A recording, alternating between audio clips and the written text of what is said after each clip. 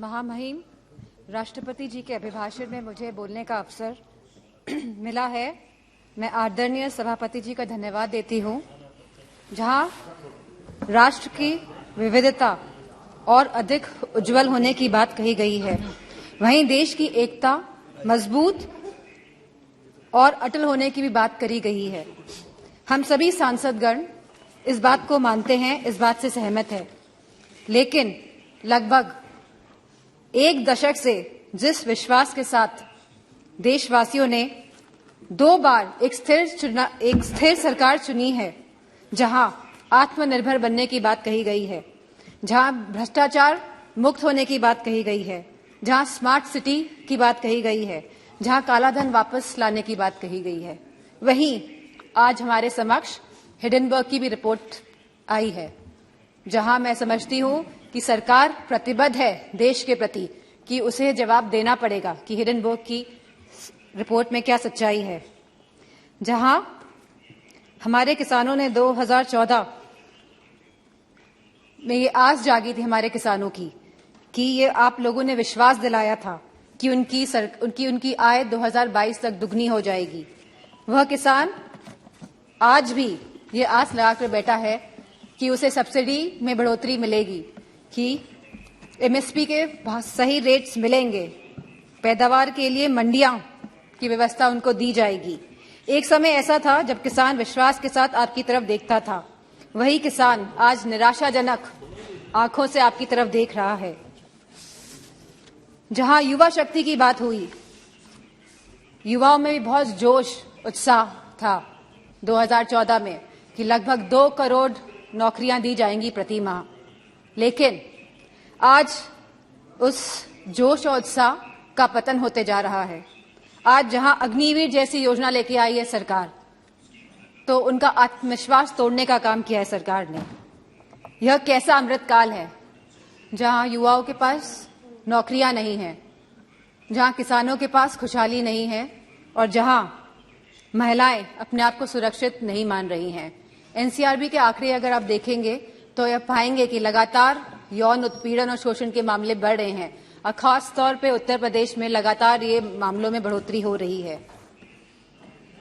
जहां महिलाएं, जहां हमारी माताएं बहनें जो रसोई में काम करती है, वो लगातार महंगाई से लड़ रही हैं, जहां हमारे सिलेंडर के भाव बढ़ रहे हैं, जहां पेट्रोल डीजल के भाव बढ़ रहे हैं, जहां खाद्य पदार्थ के भाव भी बढ़ रहे हैं, दालों के भाव बढ़ रहे हैं, वहीं दूध के भाव भी बढ़ रहे हैं।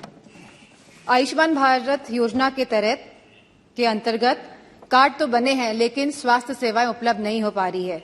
और जैसा कि दानिश सर ने कहा कि डॉक्टर नहीं है अस्पतालों में, और यूपी में गोरखपुर और रायबरेली में जहां एम्स हैं, वहां पे भी सहूलियतें नहीं मिल पा रही हैं क्योंकि डॉक्टर की सुविधा नहीं है, डॉक्टर की कमी है।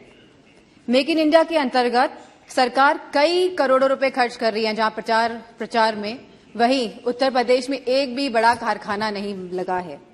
छोटे उद्योग की हालत हम सभी जानते हैं कि वह बंदी के कगार पर है। वहीं सरकार लगातार आयात को बढ़ावा देकर अपने कुछ पूंजीपति दोस्तों को, अपने कुछ पूंजीपति मित्रों को आगे बढ़ाने का काम कर रही है।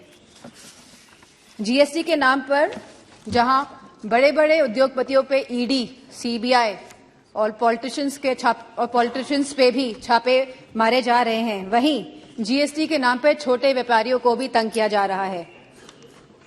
वहां पे भी लगातार छापेमारी की जा रही है। इन्वेस्टमेंट और इनोवेशन के नाम पर जहां पे लगातार एमओयू साइन हुए जा रहे हैं, करोड़ों करोड़ रुपए के एमओयू साइन हो रहे हैं स्पीकर सर, लेकिन एक भी इन्वेस्टमेंट धरातल पे नहीं उतर रहा है। जो सरकार यह दर्शा रही है कि हम स्वर्ण काल में जा रहे हैं, जो सरकार यह दर्शा रही है कि देश आगे बढ़ रहा है, तो मेरा मानना है जहां रोजगार नहीं है, और हम कभी गरीबी नहीं हटा सकते जब तक हम लोग रोजगार अपने युवाओं को नहीं दे पाएंगे। महामहिम राष्ट्रपति जी ने कहा कि सबका विकास और सबका साथ की बात भी करी है, लेकिन उत्तर प्रदेश में नियुक्तियों में सबसे ज्यादा भेदभाव भाजपा की सरकार में हुआ है। यदि कुलपतियों और प्रोफेसरों की नियुक्ति को देखा जाएगा तो सभी वर्गों को सम्मान नहीं मिला है। जहां राष्ट्रपति जी ने अनुसूचित जाति, जनजाति, पिछड़ा वर्ग, अति पिछड़ा वर्ग की भी बात करी है, लेकिन जातिगत जनगणना की बात नहीं हुई है। अगर हमें सही मायनों में अनुसूचित जनजाति, अनुसूचित जाति, पिछड़ा वर्ग, अति पिछड़ा वर्ग लोगों को सम्मान देना है, उनको हक और सम्मान देना है, तो हमें जातिगत जनगणना पर भी बात करनी चाहिए। इसी के साथ जहां कहा गया था कि नमामि गंगे, जहां गंगा की सफाई की बात करी गई थी, गंगा में क्रूज चलाने की कभी बात नहीं करी गई थी। जहां गंगा की सफाई की बात करी गई थी, आज भी गंगा का पानी शुद्ध नहीं हो पाया है, क्योंकि जब काली नदी और यमुना का गंदा पानी गंगा में जाएगा, जब तक ये नदियां शुद्ध नहीं होंगी तब तक गंगा का पानी भी साफ नहीं हो सकता है। तो मेरा मानना है कि सरकार संवेदनशील नहीं है इन मामलों को लेके, और जहां सरकार कोविड की बात करती है, अपनी पीठ थपथपाती है लगातार, वहीं पे हम सभी जानते हैं कि कोविड में क्या स्थिति हुई थी भारत की। जहां सरकार ने एक तरफ कलकत्ता के चुनाव कराए थे, वहीं उत्तर प्रदेश में भी देखा गया था कि सरकार परिजनों को जलाने के लिए लकड़ी तक उपलब्ध नहीं करा पाई थी। तो मेरा मानना है कि जो आप स्वर्ण भारत की बात कर रहे हैं और आने वाले 25 सालों की बात कर रहे हैं, आप बीते हुए एक दशक की बात नहीं कर रहे हैं, जहां आप लगभग 10 साल का आप अपना टेन्योर, अपना काल खत्म करने जा रहे हैं।